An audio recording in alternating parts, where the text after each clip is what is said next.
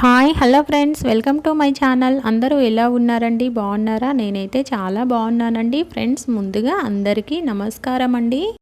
Friends, ఈరోజు నేను సమ్మక్క సారలక్క తల్లులకైతే ఇంట్లో ఇలా పెట్టుకున్నానండి.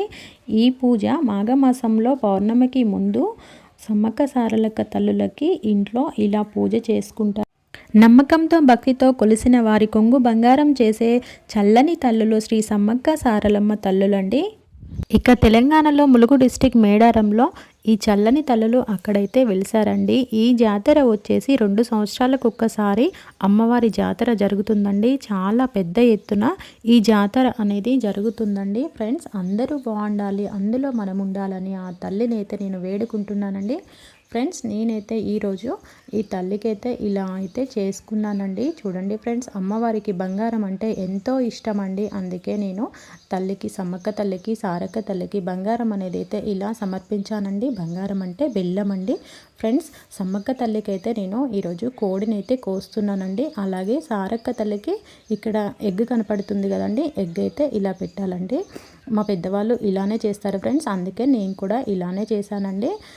ఫ్రెండ్స్, ఇంట్లో ఇలా పూజ చేసుకున్నాక జాతరకి వెళ్ళే వాళ్ళు మేడారం వెళ్తారండి. ఇక ఈ ఇయర్ అయితే మేడారం జాతర అనేది అయితే లేదు కాబట్టి నేను ఇంట్లోనే ఇలా పసుపు కుంకుమ గాజులు చీర అయితే తల్లికైతే ఇలా సమర్పించుకున్నానండి. ఇక వచ్చేసి కోడినైతే కోద్దాం అనుకుంటున్నాం ఫ్రెండ్స్. కోడి అనేది ఇలా కొరికైతే ముట్టాలండి. చూడండి ఫ్రెండ్స్, ఇలా తింటే అది మనకు ఒక సాటిస్ఫాక్షన్ అంటారు కదండి. నేనైతే చాలా హ్యాపీగా ఫీల్ అయ్యాను ఫ్రెండ్స్. ఫస్ట్ అయితే మన కోడి కొద్దిసేపు ఒక 2 సెకండ్స్ వరకు అయితే తినలేదండి. తర్వాత మళ్ళీ మొక్కుకున్నాక తల్లి అయితే తిన్నదండి. ఫ్రెండ్స్, మేక అయితే జల్దీ ఇవ్వాలంటారండి. కోడి కాబట్టి ఇలా కొరుకు ముట్టాలి, ఇలా ఈ రైస్ అయితే తినాలి అని అంటారండి.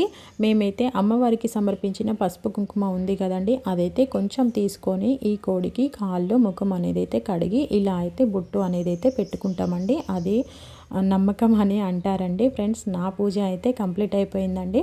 నేనైతే అమ్మవారికి ఇలా అయితే సమర్పించుకున్నానండి.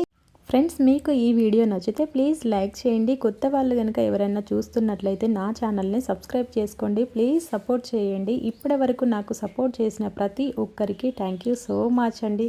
ఫ్రెండ్స్, ఇప్పుడైతే అమ్మవార్లకి నైవేద్యం అయితే పెట్టాలండి. నేనైతే నైవేద్యం పెట్టేశానండి. ఫ్రెండ్స్, నేనైతే ఈరోజు అమ్మవార్ల కోసం అయితే బగారా రైస్ అయితే చేశానండి. అమ్మవార్లకి బగారా రైస్ అయితే పెట్టానండి. అలాగే మనం సారలమ్మ తల్లికి అయితే ఎగ్గు పెట్టాం కదండి, అది కూడా బాయిల్డ్ చేసేసి అమ్మవార్లకి నైవేద్యంగా సమర్పించాలండి.